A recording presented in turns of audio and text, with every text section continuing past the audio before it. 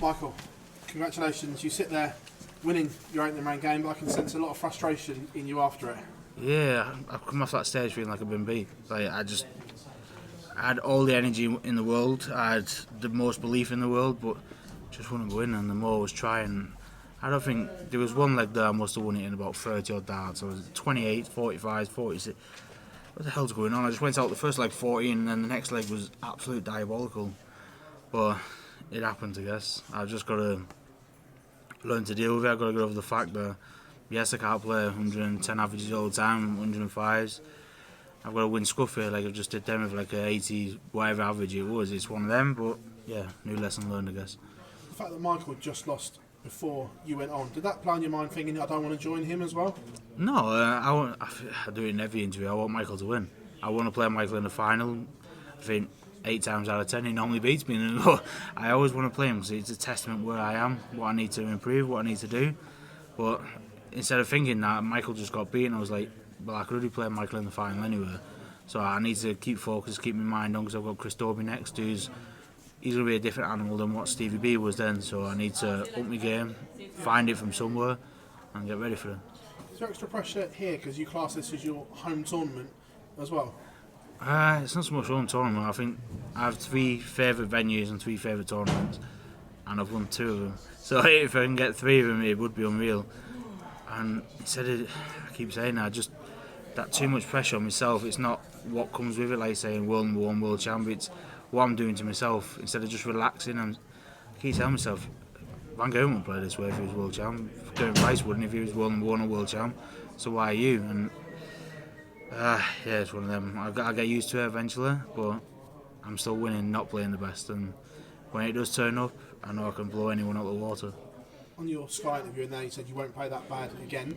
Potentially, have you just given the field the one opportunity to beat you and they haven't taken it? Yeah, probably. If Stevie Beaton would have turned up anything like, he would have smashed me off the board then. But then, in the other sense, maybe if he did turn up, I would have turned up as well. Because it felt like it was, what I was saying, if it's too good to be true, it's not. And Stevie Beaton just turned up and he wasn't Stevie B. And I kind of followed him because I was expecting him to play well and expecting him to do this and that, and he just never did. And I just started to, what's that word? Just complacency, just take it too easy, and yeah, it's one of them. New lesson learned, I guess. Michael, congratulations on the win, and we'll see you. Thank you very much, mate. Cheers. Michael, how high is Blackpool on the priority list after winning that first major, winning the World Championship? Is it for you the big one you really want to win? All of them are. The Pro Tours, Europeans, World Series, I just like to win, but yeah, it's up there. I just say it's 3 of my favourite venues. Obviously Blackpool, not so much Owsley Village and Grand Slam. Civic Hall was one of my favourites, but it's still in Wolverhampton, so we class it the same. And then obviously Alexandra Palace. I've won 2 out of the 3. Would have been nice to get 3 out of 3, and we'll go from there then. What's it been like adapting to the new darts you've got with shot? Has it been a difficult adaptation? What's it been like? Everything felt natural. I think you've seen from my first game, in the Europeans, 101 and 111. My doubles have been really good with him. Even in Poland, he was decent. Michael played out of his skin in the leading up, well, in Poland, should I say. So I've not done anything wrong. It's just tonight my mind was wrong, my mentality was wrong. Luckily enough, I still got the job done. But with the darts, I can't fault him. I've worked on them for 2 years. Well, this set for maybe 12 months. I've had him for 6 months, but only practiced 3, 4, 5 weeks maybe with him. So it was an easy transition. It wasn't as easy when I left the Gary Anderson Dream Boys going to the old company I was with, but with ease it felt so much easier. Terrific reception out there, and I think it's been similar since you became world champion. Have you noticed any difference in the reaction the crowd are giving you? Yeah, I was waiting to get booed tonight. Steve's the man in there. Steve's the one. But no, since I lost to Peter in the Worlds last year, the crowd have been amazing wherever they've been. Maybe not so say like Holland when I played Michael in the Premier League, or Germany when I played one of the German guys, but anywhere they've been amazing. If I'm not playing a German in Germany or Dutch in Holland, they've been unreal, and it's carried on all the way through now, and I can't thank them enough. It's something that I've never had before. I've never been booed, so even through my early career I've never been booed, but they've never said my name. And to get it for the last 18 months to nearly 2 years now, it's been fantastic, and hopefully they don't stop.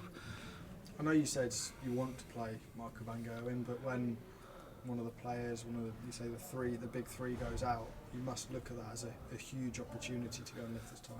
No, I think when I get easy draws, I make it more difficult. And I'm not saying there's an easy draw in darts, but there's easier.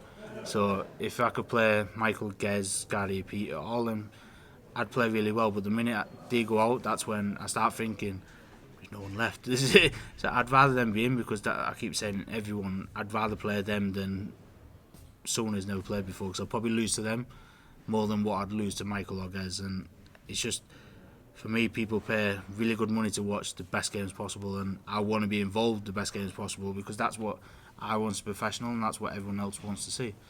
Cheers, Michael. You're welcome. Michael, have the new darts kind of given you a new focus, a chance to find an extra couple of percent? I don't know, I've always been focused. I've always looked for the best thing that I can do. Hopefully they do give me that extra percent, because if they do, I won the Worlds with the last one. If I can go on to win it, like I think there's only Adrian Lewis did before. So if I can go on to do what Adrian Lewis has done, yeah, by all means, I'll take it any day of the week. Yeah, you said after you won the Worlds that you completed darts, but this is obviously one that you haven't completed yet. How high is this on your agenda? I think I misinterpreted where I thought I completed it. I completed the bar where I set my standards for when I first started. This is what I wanted, and then now that I got there, there's another standard set, there's another bar raised up. It's like a high jumper. Once you reach 198, you go to 2, you go to 202, and for me it was getting second one now. And once I get that one, it'll be going for the third, fourth, who knows. But there's a new bar. I've not completed anything yet until there's every title on my thing says winner instead of runner-up.